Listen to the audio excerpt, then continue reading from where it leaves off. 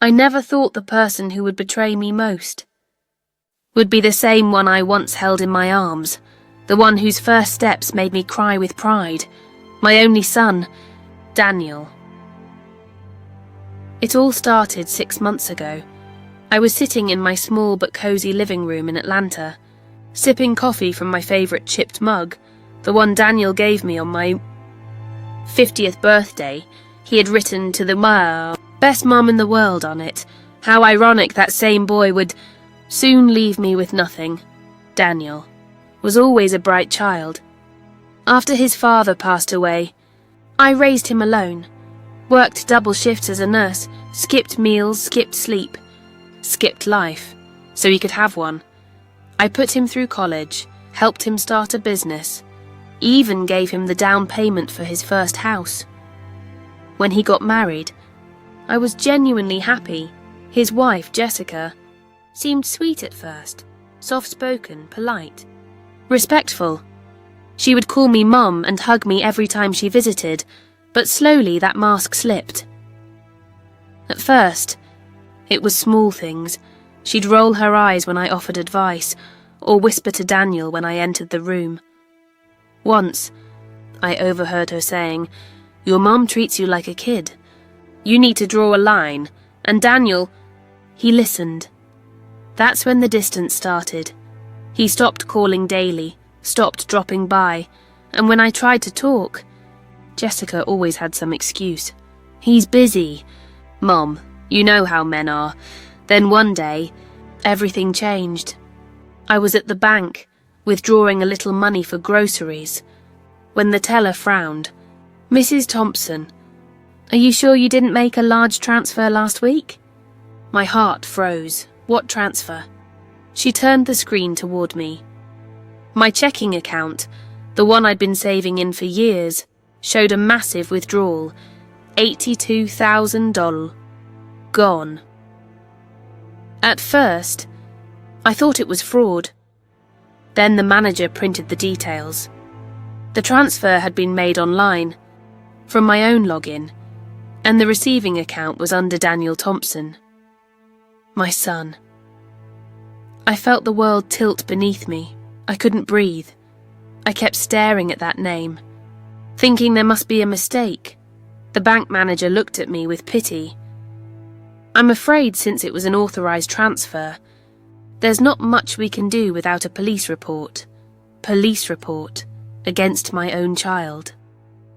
That night, I called Daniel. He didn't pick up. When he finally called back the next morning, his voice was casual, too casual. "Mum, yeah, I took the money. Relax, it's a loan. I'll pay you back. A loan," I whispered. "You drained my entire account, Daniel." Without asking, he sighed. "Jessica's mom had a medical emergency. We had to fly her out of the country for treatment. You have more than enough. Don't make this dramatic." And just like that, he hung up. 2 days later, I found out the truth. There was no emergency. Jessica's mother had no illness. They had used my money to take a luxury vacation to Greece. Photos flooded Jessica's Instagram, her in designer dresses, sipping wine by the sea, captions like, "Family means everything." Family. And there was Daniel, smiling beside her and her mother, the woman I had never even met. For 2 weeks I cried every night. I couldn't eat, couldn't sleep. It wasn't just the money, it was the betrayal. But then something inside me shifted, that quiet, forgiving part of me. Broke. If Daniel had taken everything from me, I decided he was going to learn what it feels like to lose everything too, and I knew exactly how.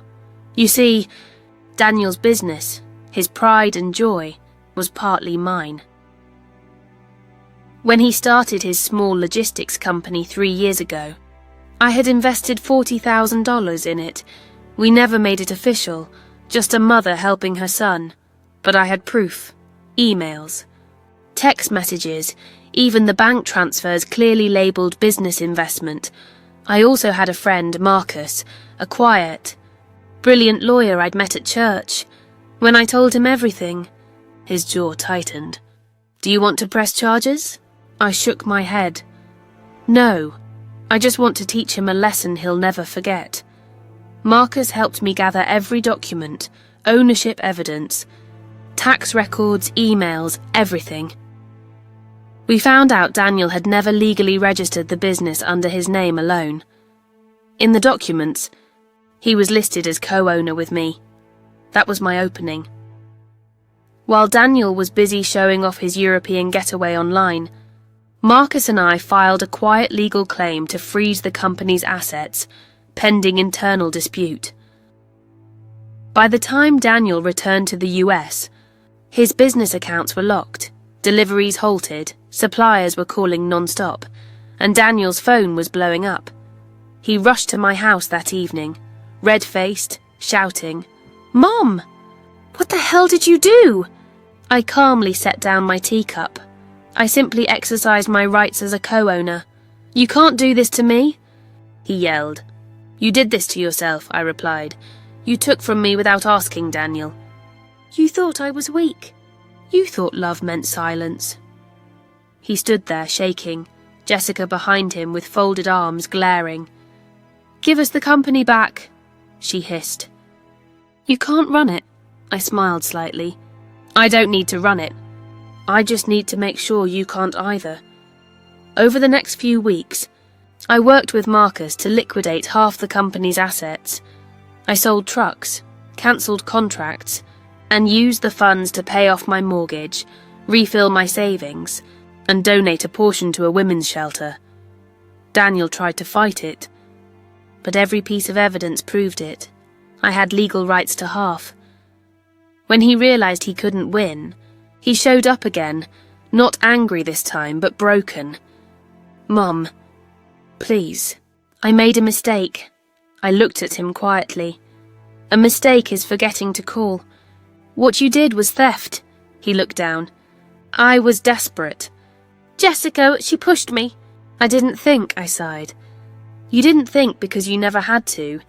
I always cleaned up your messes, but not anymore." Jessica eventually left him. Her mother stopped calling once the money was gone. Daniel lost the house. The business, everything he thought made him powerful. A few months later, I received a letter. It was from Daniel. He wrote, "Mum, I finally understand what you were trying to teach me.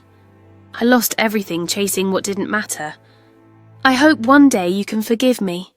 I cried reading it, not because I wanted revenge, but because, finally, he had learned, 2 years later. Daniel works as a manager at a smaller company. He visits every Sunday, sometimes bringing groceries, sometimes just to sit in silence. He's quieter now, humbler. Last week, as we sat watching the sunset, he said softly, "Mom, you were right. Money can build a house, but not a home." I smiled, resting my hand on his. "It took losing everything to see what truly matters, Daniel. I just wish you hadn't had to hurt me to learn that." He looked down. "I'll spend the rest of my life making it right." And for the first time in a long time, I believed him. Sometimes, love isn't about protecting. It's about letting people face the storm they create, so they finally learn to build shelter for themselves. If you were in my place, would you forgive your son, or make him face the consequences too? Tell me in the comments. Subscribe for more stories like this, true, raw and unforgettable, only on Echoes from Her.